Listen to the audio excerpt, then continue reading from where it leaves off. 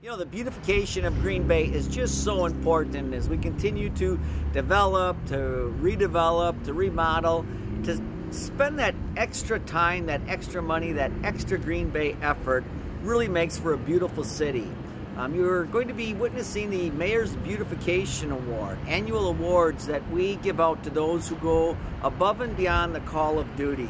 They not only selected to do a project, but they did it in the most beautiful way, and something that we can enjoy, our children and grandchildren can enjoy. So the Mayor's Beautification Award is one of the most special events I get to attend. It's something that brings the community together. It accents the beauty of Green Bay. I hope you enjoy the Mayor's Beautification Awards. We're looking for nominees, and we're looking mostly for people to appreciate the effort that goes into our city and ask you, when you do a project, to make it that extra special project so that you too are going to make Green Bay a beautiful city and be the recipient of the Mayor's Beautification Awards. Enjoy.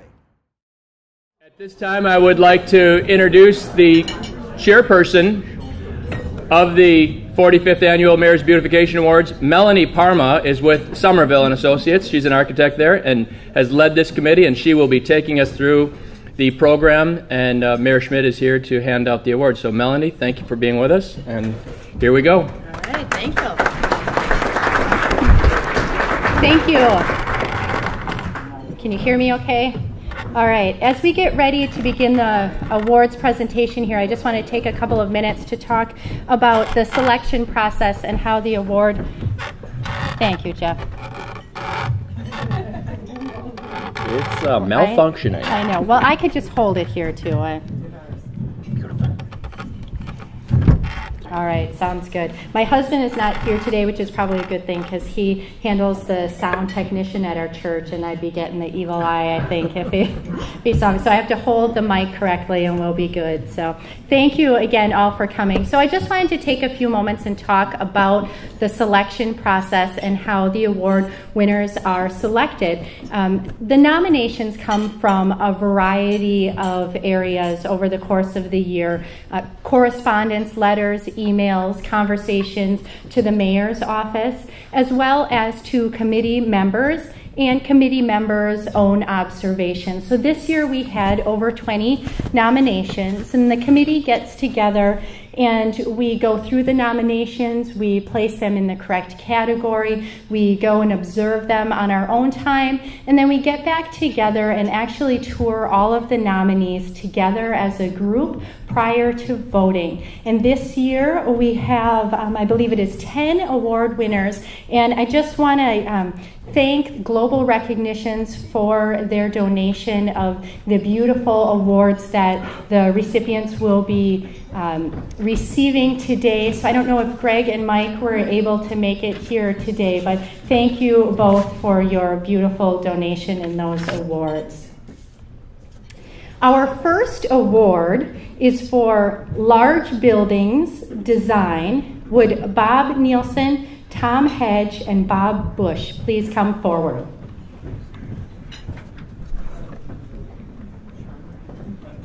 No surprise here. A recent Post-Crescent article stated, the new downtown Schreiber Foods Inc. headquarters combines modern office amenities with state-of-the-art facilities for food product development and testing. Yep, come right on over here by the mayor. Thank you. These new headquarters do that and so much more.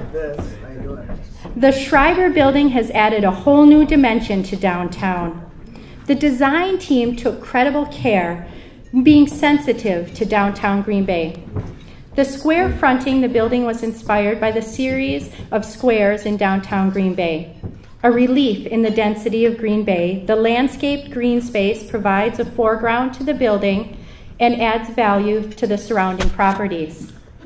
The building's mid-rise massing is compatible with its neighbors, neither towering or cowering in the city. It is highlighted by corners that address urban vistas, such as across Main Street Bridge and on Washington Avenue. The transparencies of these windows on Green Bay provide both views out and views in, featuring color-changing LED lighting that intrigues the building's viewers. If you have not passed by at night, you are in for a treat. I urge you all to venture out this evening and take in the beauty of the LED lights. The ground floor of the building extends the activity and visibility of Schreiber Partners to the public realm of the street. In addition, the lobby is an open and visible corner, benefiting visitors and capturing the attention of passers-by. The building's primary corridor, a south-facing, full-glass, wide corridor, glows at night with colored vignettes that narrate Schreiber Foods' history and technological advances. This corridor extends into the interior rooms of the building, bringing daylight and a sense of activity to the interior rooms. In addition to the large expanses of glass on the facade, the building is clad in limestone that was quarried in Minnesota. The stone was chosen in context of downtown Green Bay's buildings of stature, many of which are masonry. The building is absolutely beautiful, sensitive, and complementary to its neighbors. Congratulations, Schreiber Foods.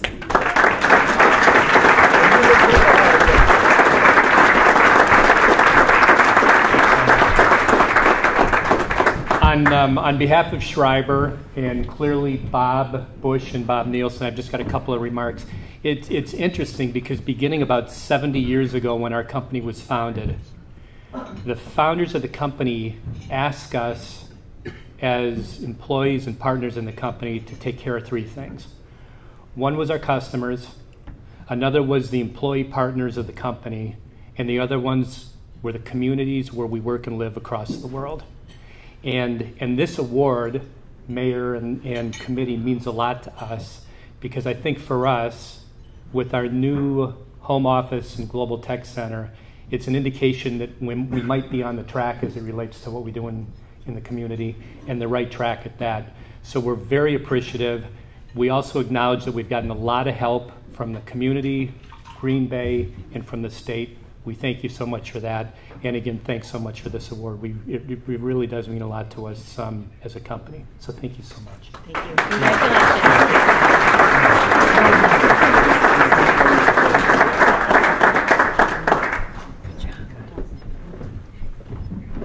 Congratulations. Congratulations. Our next award is in the category of large buildings, remodeling, additions, restorations. Would Ted Eisenreich and Aaron Popke please come forward? The Green Bay Packers organization views Lambeau Field not only as the preeminent stadium in which to play and experience a football game, but also as an important community asset. Lambeau Field, which opened as City Stadium in 1957, went through several expansions through the years. It wasn't until 2003, however, that Lambeau Field became the year-round Packers Cultural Center that it is today. The $295 million development that was completed that year included a Packers Pro Shop and an attractive exterior featuring majestic statues of Curly Lambeau and Vince Lombardi stationed on the Robert E. Harlan Plaza that welcomed the guests to the iconic stadium. But with the burgeoning business of the Packers Pro Shop, as well as the desire to continually improve the guest experience, the team embarked upon a $312 million multi-year expansion and renovation of the stadium in 2011. Among the upgrades were a new sound system, 2 new gates, new video boards, 7,000 additional seats, and new football facilities. And this past summer, the north face of the facility opened a spectacular new pro shop and a beautifully newly relocated Harlan Plaza, complete with the Lambeau Leap experience. The newly expanded Pro Shop provides an out-of-this-world shopping experience, a destination in and of itself. The over 21,000 square foot store is unmatched in its design and merchandise selection. It is designed to provide an awesome shopping experience. The iconic images of Packers adorn the shop, from an oversized football helmet to amazing works of art in LED lighting. The new Pro Shop truly creates one-of-a-kind shopping. And they have perfected servicing customers fast and efficiently. And you'll find that out pretty quick if you decide you need a new sweater right before the game. The expanded Pro Shop made it necessary to create a better plaza at the lower level of the Lambeau Field atrium and to create a new way to get people to the stadium entrance on game days. The new plaza creates a sense of welcome and arrival. Famous and beloved, the iconic Curly and Lambeau statues are now more accessible for better photo opportunities by the fans. From the plaza, a monumental stair rises to the entrance. Plantings near the stair feature a stepped grove of 13 Wisconsin native birch trees, matching the number of the team's championships. On the game day, large crowds await entrance to the stadium along a gently sloped ramp. This Walk of Fame ramp could one day incorporate plaques and statistics on the Packer history. Lining this processional entry to the stadium, 450 linear feet of bench is positioned so people can relax and take in the scene. It has taken a pretty formidable team to put this all together to create a facility for our team, including, of course, is the Green Bay Packer organization, Hammes Company in project management, Myron Construction, Elkis Manfredi Architects, Somerville Architects and Engineers, 555 Design, and Hair-Shout Landscape Architects. Including games, well over 1 million people visit Lambeau Field each year. The Packer organization wants each and every one of them to have a great experience. Lambeau Field's beauty is an important component of that experience, and they take it very seriously. And we're sure glad that they do. Congratulations.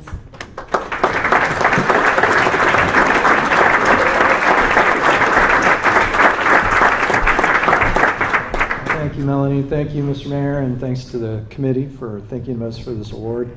As was outlined with the narrative and the pictures, Lambeau Field is something we're really proud of and hope it is a nice component to the city for visitors and our residents alike. Ted is in his 33rd year with the organization. I'm in my 22nd year, and a lot of people in this room probably remember Lambeau was beautiful way back when with the green corrugated steel fence. You know, it was a venue that we pretty much just used 10 days a year on game days, but when we opened it up as a year-round facility, it received a major upgrade and had a beauty that was a little bit different than the beauty that came before it. But now Ted and his crew and really everyone at the organization wants it to continue to be a great experience for everyone. And with the new facades that we've got on the north end, we're really pleased with the way that turned out. And Melanie mentioned all the different people that were involved in that. And we thank them for the hard work they put in to make that happen. And now it's a place that people enjoy and visit year-round. So again, thanks to everyone involved, and on behalf of the Packers and everyone there, we're very thankful and honored to receive this award.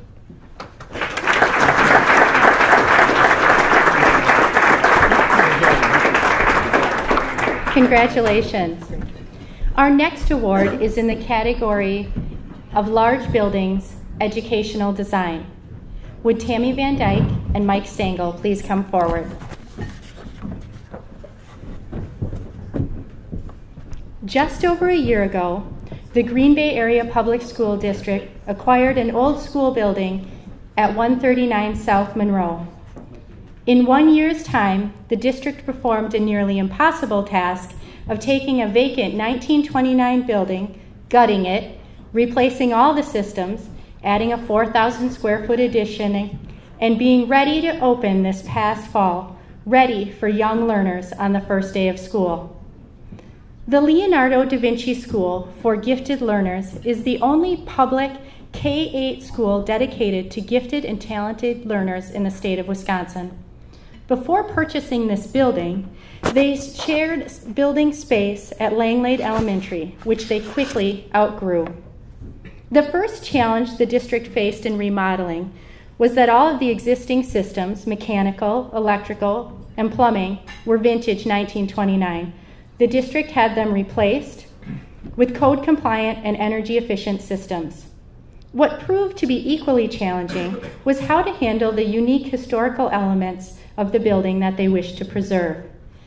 The existing tile in the corridor, shown in the foreground of this picture, was protected and saved, and coordinating tile was selected for the new spaces.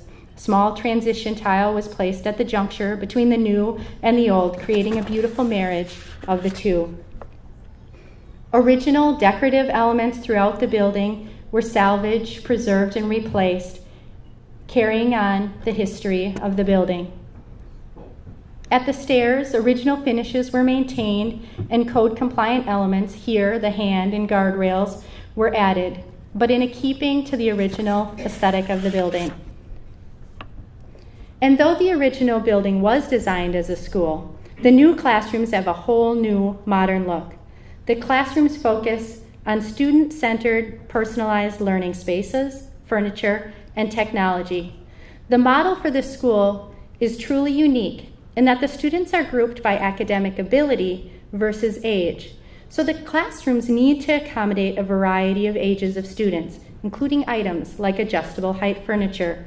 And the classroom walls are covered with idea paint, creating a whiteboard accessible to all students, short and tall, at a variety of locations around the classroom, promoting collaboration and learning among all the students.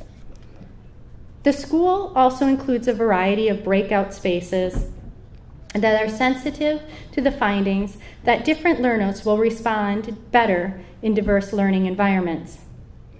The computers here are shown outside the thinking studio, a Da Vinci School's take on the traditional library, a unique learning environment focused on collaboration, critical thinking, and communication. The Leonardo da Vinci School for the Gifted Learners is an amazing example of the Green Bay Area Public School District's mission to educate all students to be college, career, and community ready. Congratulations.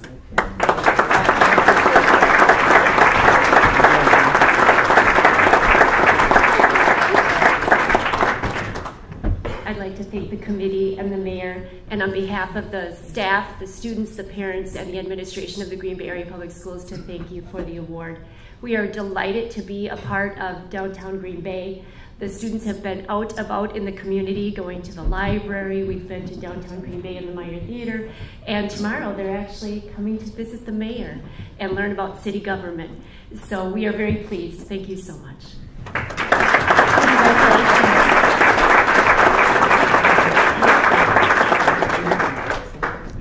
Congratulations. Our next award is in the category of small buildings, remodeling, additions, restorations. Would Kara and Brooke Sanders please come forward? For many of you, Jake's Pizza was a familiar destination for your favorite pizza any night of the week. Founder and owner of Jake's Pizza, Ron Jacobson, Jake, retired and sold his business in 2011 after 40 years of success. Jake had developed his own unique recipe and methodology in creating one of Green Bay's desirable places to visit and have an incredible tasting pizza. In September 2014, Kara and Brooke Sanders reopened the legendary Jake's Pizza at 112 South Broadway in downtown Green Bay. With assistance and leadership from Jake and encouragement from others, Kara and Brooke decided to carry on the tradition and legacy of reopening Jake's Pizza. Same name, same pizza, same 45-minute wait, beautiful new location. Brooke and Kara remodeled the entire inside of the previous Nukio restaurant. One of the greatest accomplishments is the bar that they designed and created themselves.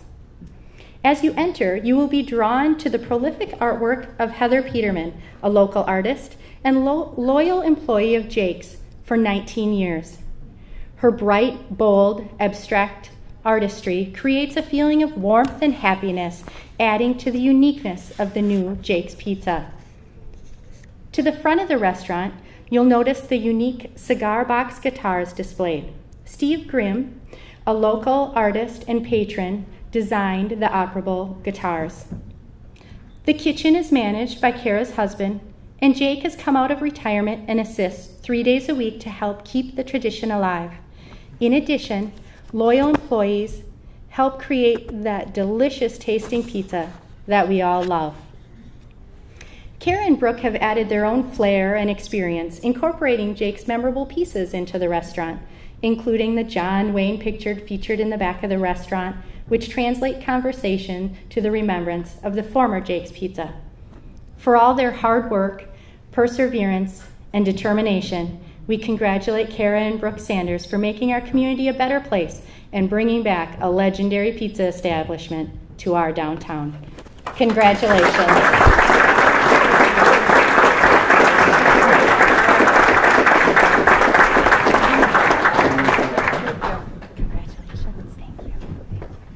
Hi, I'm Kara, and this is the other one, Brooke. Just about a year ago, we started on this adventure, and it was kind of a blow to us when we realized we couldn't get the original Jake's building. And honestly, we looked at one space, and 112 South Broadway was it. We walked in and we knew that we had found our spot, and we had a couple goals, and one of them was to stay true to the aesthetics and the history of our space, just had Nukio had done before us, and Kavarna, who we are honored to be sharing a table with. So our other goal was that we wanted to make it our own, but at the same time, make it feel like home to returning Jake's customers. And we had an amazing outpouring of help and support and love from our friends and family, sometimes people we didn't even know. And to be recognized is really one of the most beautiful things that has happened since we started this, because we feel like we made it. We looked at each other a lot over the course of the summer and building this, and every day sweating it out, and said, you know, when we're done with this, we can look at each other and say, we did this. And we did it. And to be standing up here, you know, having someone recognize us for having done it, it's more than we could have imagined when we started. So thank you to our husbands, Mom. There wouldn't be a Jake's Pizza Green Bay without Nancy Borwick Sanders. So thank you so much. Thank you to the mayor and the committee. Debbie, thank you. Thanks for being supportive all the way through. Love it. Jeff Merkus on Broadway. Everybody. Everyone, we're just so grateful. Thank you. Thank you so much.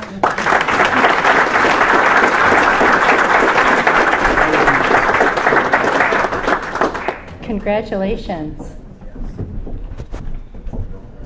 We're going to have to bring tissues next year. The next award is in the category of small buildings, remodeling, additions, restorations. Would Linda and Alex Galt please come forward? Or just Alex? Thank you. Just before the start of summer, Alex and Linda Galt opened their third business venture in downtown Green Bay. The Lock Tender's House in De Pere and Kavarna Coffee House on Broadway Street were very successful ventures, each with a unique story, menu, and social vibe. The third venture, Hot Broth and Coffee, is now open on the corner of Adams and Pine Street and is just as unique as the first two businesses. Conceived both as a relaxed meeting place and a soup and coffee bar, the 900 square foot storefront space makes efficient use of its limited space, tucking the food prep and serving areas into the back corner and giving street preference to the open seating. And a large table, which Alex refers to as the magical table, this table is intended to host brief, informational, public meetings on a weekly basis for area business leaders, a place to gather and talk about collaboration, the future of the city, and their businesses, over a cup of coffee, delicious baked goods, or savory soup. In keeping with the Galt's commitment to sustainable business practices, the shop features reclaimed wood on the walls, harvested from a fallen black walnut. All of the dark wood at Hot Broth and Coffee came from that fallen tree, giving the tree a new life. The original wood window sills at the exterior walls were removed, refinished, and set back into place with little modification. Much of the original tin ceiling was refinished and retained, and Alex and Linda created most of the furniture in the shop themselves. The unique green color on the shop's interior was selected to reflect the influence of Asian culture on the menu and soups that Hot Broth and Coffee have on their dynamic menu. The soups are intended to be constructed by guests, pieced together from a selection of options, and then the staff will assemble and serve. Congratulations to Alex and Linda Galt on opening Hot Broth and Coffee and to continually make downtown Green Bay a fun and exciting place to meet, eat, and play. Congratulations.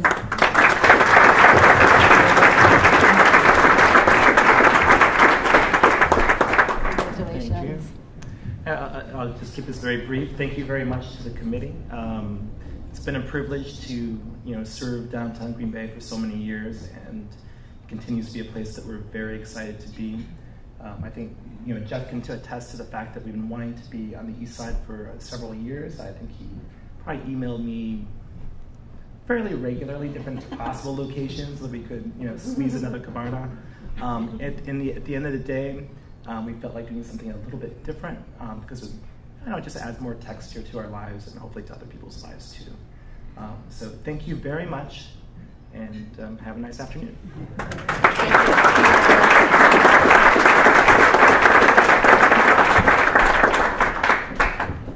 Our next award is in the category of small buildings, remodeling, additions, and restorations. Would Eric Gorky please come forward? At one time, a decrepit retail store in the Broadway district, the old home for Advanced Aquarium has received a significant facelift. With a $2.1 million investment in the community, the historic building renovation is complete, and Platten Place now has residents. The building renovation provides the largest batch of new downtown apartments since the completion of the flats on the Fox in 2008. The Platten Building was originally built by Peter Platten II and Anton Platten in 1913 as the first home to West Side Bank, which would eventually evolve into what is commonly known as BMO Harris Bank. Platten Place consists of the upper 2 stories and features 23 completely redesigned apartments with a distinct mix of historic and modern construction.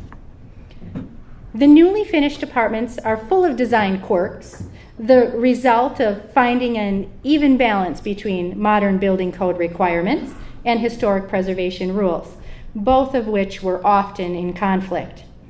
Every apartment has been redesigned to include a beautiful kitchen and bath ceramic, unique hardwood cabinetry, stainless steel ranges, microwaves and hoods, dishwashers, and refrigerators. Each apartment has an in-unit hot water heater and separately metered electrical systems. However, the heating, cooling, water usage, and 1 parking space is included with rent. Both stories have coin-op laundry rooms to service tenant laundry needs, along with a brand new elevator to service the residential floors.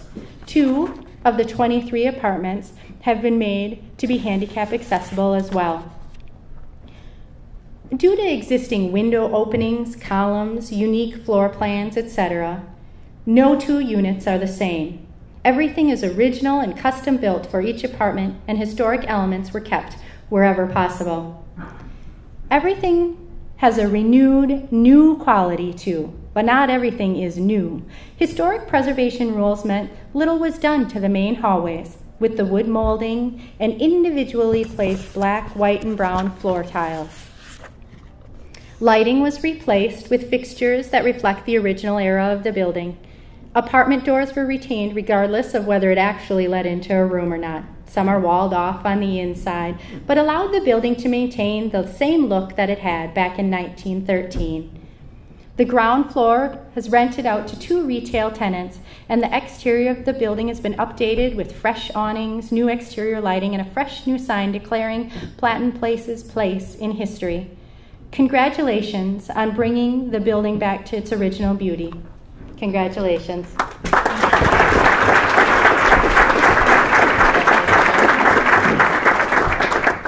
I'm Eric Gorky. I'm with Alliance Management. We're the real estate management company handling this development excuse me, for the developer.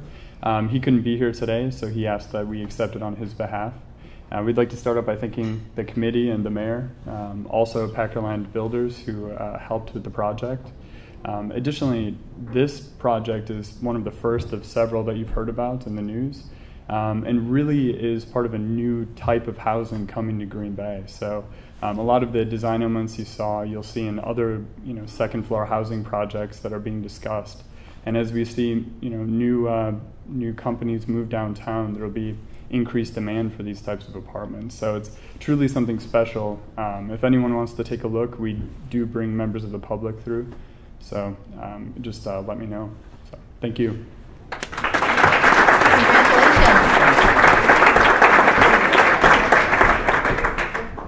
Our next award is in the category of Small Buildings Interior Design. Would Daniel Wickman please come forward? Founded in 1976 and under the same ownership for the ensuing 38 years, the Haberdasher Limited was sold in March of 2014. The new owner, Daniel Wickman, had a vision of a store unlike any other in Green Bay. So in September, he moved the store to its new location at 335 North Washington.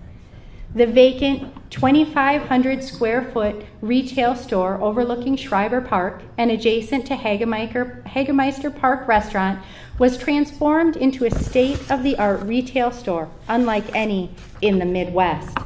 The new store includes hand-rubbed black walnut cabinetry, planked wood floor, and suspended ceiling clouds. The store offers an incredible atmosphere for a relaxed shopping experience. There is even a tailor shop accessible from the riverside, which offers one of the most amazing river views in the city. It too is complete with black walnut cabinetry, high ceilings, and unsurpassed tailoring facility available for on-site alterations for the store and personal tailoring needs. Daniel has taken a long-time tradition of quality men's clothing and unmatched customer service to a whole new level. What a wonderful addition to downtown and the shoppers in Green Bay and beyond. Congratulations to the Haberdasher Limited.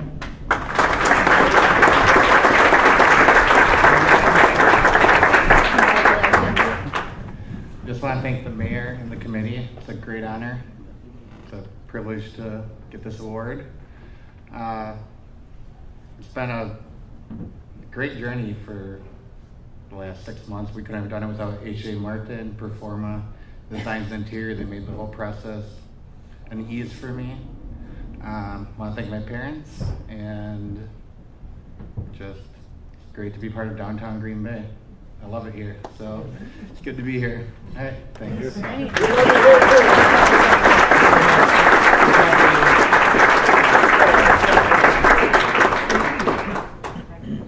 Congratulations.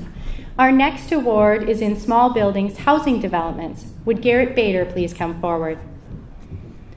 Whitney Park Townhomes is a first-of-its-kind development in Green Bay, bringing a true urban-style, single-family, owner-occupied home to the Green Bay market.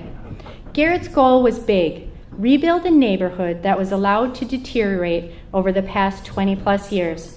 Many of the properties were rented by off-site landlords, and as such were inferior products that attracted not so desirable tenants. Many single-family properties were converted into 2, 3, or 4-unit rentals, creating improper density in properties never designed to handle that many residents. The reimagined space, the Whitney Park Townhomes, now provide suburban conveniences, new single-family home construction, to those who want to live in an urban environment close to restaurants, retail, and entertainment amenities. The townhomes are physically constructed close to the sidewalk, like the neighborhoods of Old Philadelphia or Baltimore, but the units are designed for today, with a modern look, including flat roofs and Chicago-style second-floor patio above each garage, along with trendy interior finishes, including black and stainless steel appliances, modern cabinetry, beautiful woodwork, and decorative flooring. Each unit is 1,615 square feet and features its own 2.5 stall garage and full basement. Each unit has 3 bedrooms on the upper level and 2.5 baths, as well as fantastic views to Whitney Park, directly across the street. Beautiful in any season. Each unit is truly independent, featuring a separate roof structure, concrete block party walls, and separate water and sewer laterals to the mains, meaning that no owner's property is dependent on the maintenance of a neighboring unit. And the nighttime appearance harnesses the power of accent lighting. It's absolutely beautiful. Congratulations, Garrett, on the success of the Whitney Park Townhomes.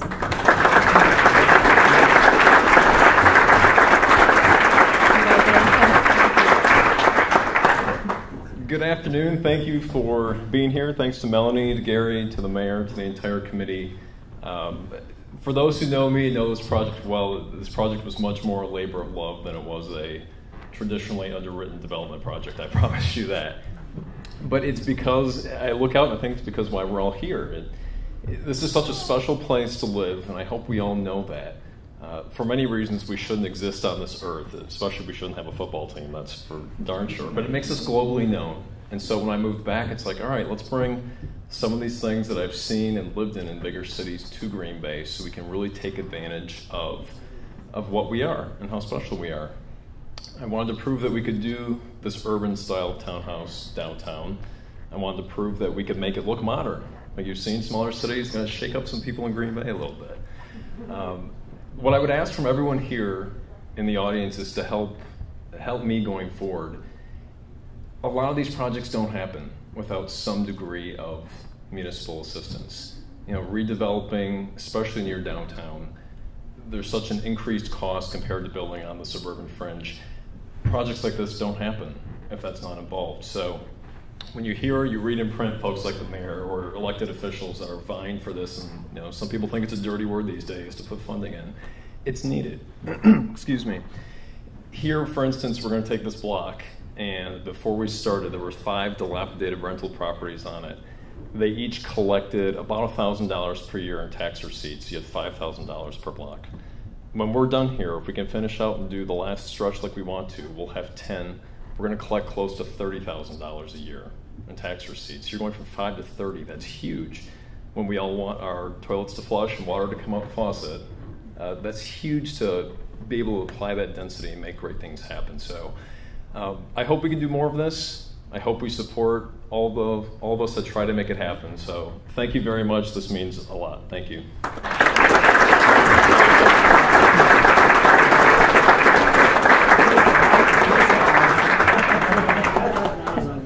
Congratulations.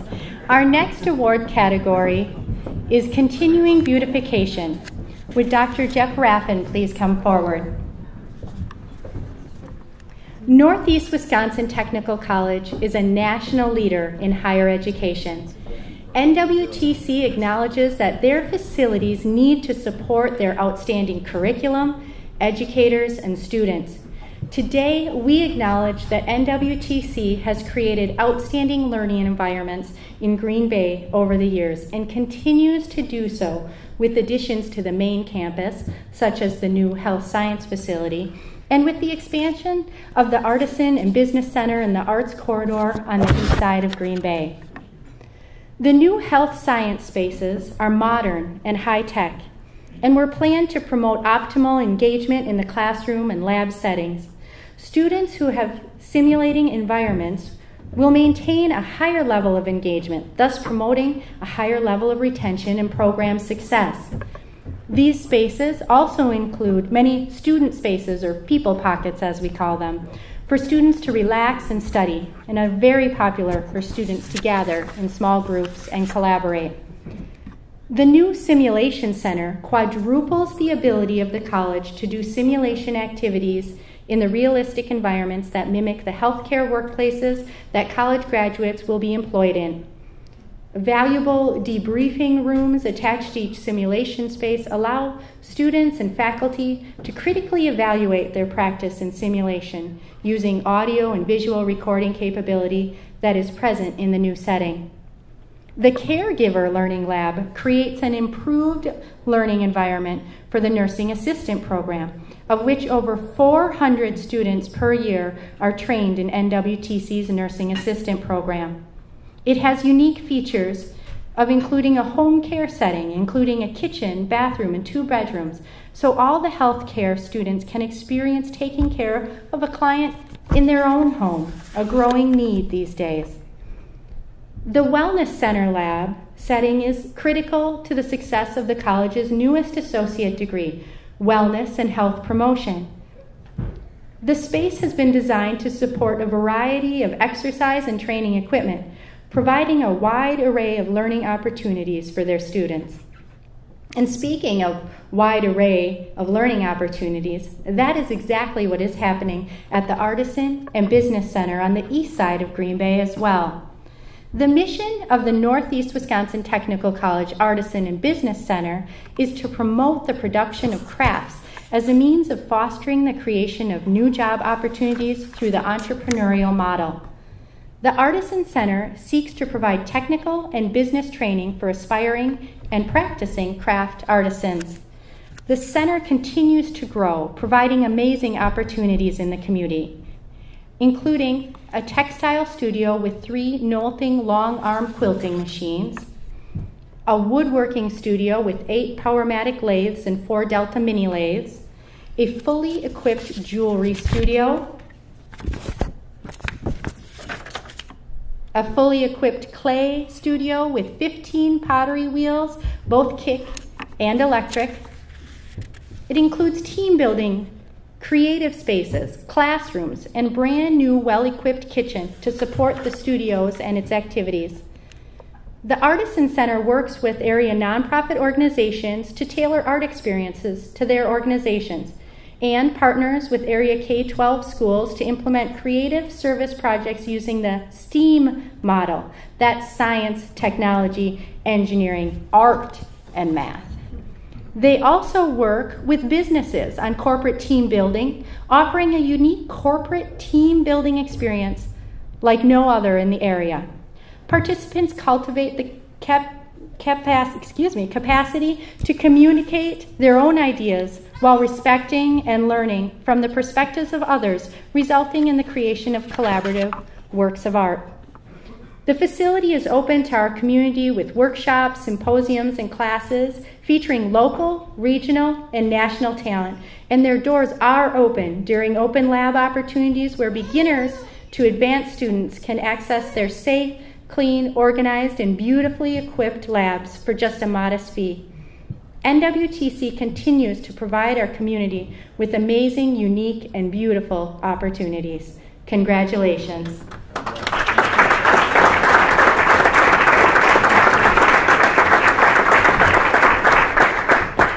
Congratulations. Thank you to the mayor and the committee. This is truly an honor. It's not something that frankly, we even think about as we're doing this. And what this reflects, I think, is the pride and the joy that we have in the students of this community and the importance that they play in the quality of life that we all share. And we're absolutely committed to continuing to grow not only this community, but also the quality of life in this community. And of course, as president, I get to get the award, but all of the work was really done by my staff, Kay, Tupela, and Chet, and just so many others. And I really appreciate it. Thank you very much.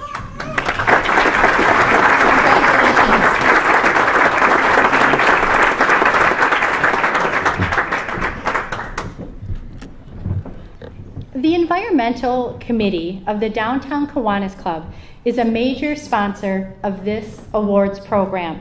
And I'd like to ask Joe Jocks of the Downtown Kiwanis Club to present this next and last award. Thank you, Melanie. For the presentation of the Mayor's Award for Conservation of Natural Resources, I'd like to ask Mark Conlock to please come forward.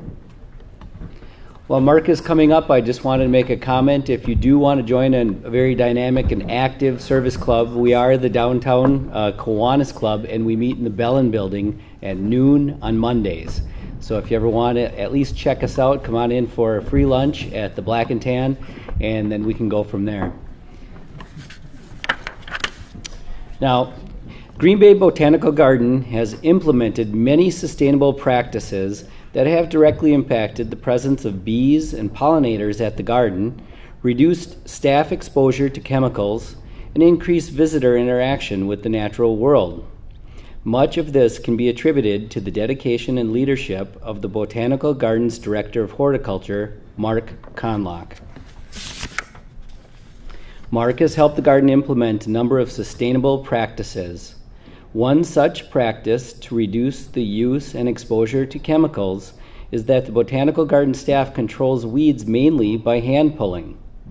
Although tedious, this method does not require any chemicals and also does not damage the soil structure with continual tilling. Green Bay Botanical Garden is also transitioning turf areas that are not used often to no-mow seed mixes that require infrequent mowing.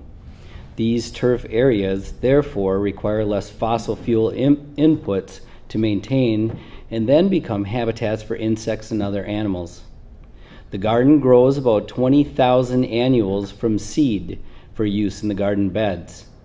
Horticulture plastic from previous years is reused by sterilizing the pots and carrying trays over the winter. This reuse of material also saves the garden's money. The majority of plants grow at the garden are watered by hand with a watering wand. Although time-consuming, this allows staff to use the right amount of water for each plant in the garden. This saves water by not having an automatic system that overwaters some of the plants, and it also saves money by not killing the plants in the watering zones by over or under watering. Mark has helped the garden implement a sustainable rose care program over the last 5 years. They use a combination of composted turkey litter fertilizer called Sustain with a compost from Purple Cow Organics to fertilize the roses instead of inorganic fertilizers. The garden also limits spraying of insecticides to only the hybrid tea, grandiflora, and floribund roses. The garden scouts for pests and does not treat until necessary. This strategy is called integrated pest management. Another notable sustainable practice that is used at the gardens is called a xeriscape garden. The Vietnam Veterans Memorial Garden is located on a hot, exposed hillside, which makes it ideal for a xeriscape garden. The xeriscape style reduces water use by 50 to 75% by using drought-tolerant plants native to the region. It also does not require fertilizers and pesticides and is pollution-free. Native plants, trees, and shrubs also offer familiar and varied habitat for local wildlife. Through interpretive signage, visitors learn how to put a xeriscape garden in their own landscape by using drought-resistant and native plants. Weeds and yard waste collected by horticulturists is composted also. You can see Mark here pitching in. The nutrient-rich compost produced is used by both Green Bay Botanical Garden and NWTC in various projects throughout the grounds.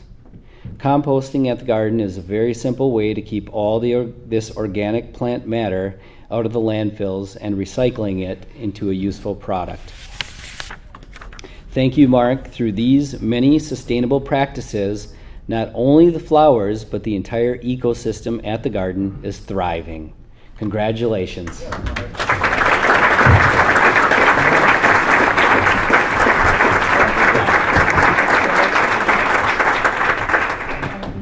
Thank you very much. I just want to mention a couple people here. I would like to thank Paul Hartman, who's back there kind of by the projector, for nominating me for this award and for his vision, as well as Bob Mongens. And I see Glenn Spivacek here too. And 30 years ago, making their vision and tenacity to make Green Bay Botanical Garden a reality and be a huge asset to our community here in Green Bay. I'd also like to thank the mayor and the committee, of course, for recognizing Green Bay Botanical Gardens' efforts to not only maintain sustainably our 20 acres of gardens, but also our 27 acres of natural areas that we lease from Northeast Wisconsin Technical College. And of course, I'd like to thank my boss, Susan Garrett, who really lets me be me and lets us do all these different things here to make our garden a better place to be. And our board members, volunteers, and staff who are really the ones that do the work to make Green Bay Botanical Garden what it is. So thank you very much.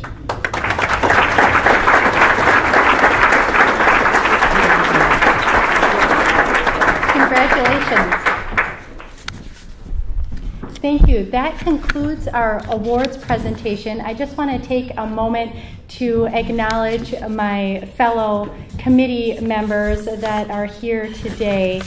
Of course, Jeff Merkus, who helped MC the presentation today. Paul Hartman, who was just mentioned, is in the back of the room. You're welcome to stand, committee members. Debbie Jacks, Gary Delvo, John Oates, John Miller couldn't be with us today. Thank you all. And thank you all for coming out today. Congratulations again to the awards winner. As I sit here and think about all of the projects that we awarded today, I really think that the community of Green Bay ultimately is the winner to have your dedication and hard work and wonderful projects in our community. So thank you, and come out again next year. We'll be here at the Riverside in November as well.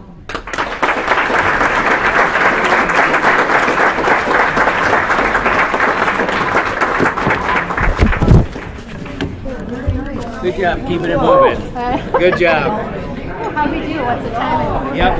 Got it down. Oh yeah, this is, isn't it? I do. I do love this event. Yeah, I told you.